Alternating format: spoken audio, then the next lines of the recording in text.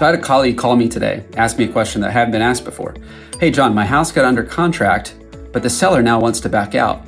What can they do? There's lots of protections for the buyer in a contract, but what about the seller? And here's the thing, the seller agreed to sell their house. They put it onto the market and said, I'll accept an offer, and when I do, I'm gonna sell you that house. So unless the buyer fails to perform the duties that they said they're gonna do in the contract, the seller is gonna have to sell that house. Some of the things that the buyer says that they're gonna do that oftentimes they may not, that gives the seller the opportunity to back out of the contract, are getting the escrow money in on time, it's getting the loan documents in on time, it's meeting different criteria and set points along the way that impact the course of the transaction.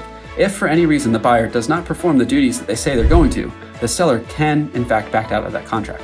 Having a really good realtor to keep this process moving and make sure every deadline is met is vital to the success of a transaction.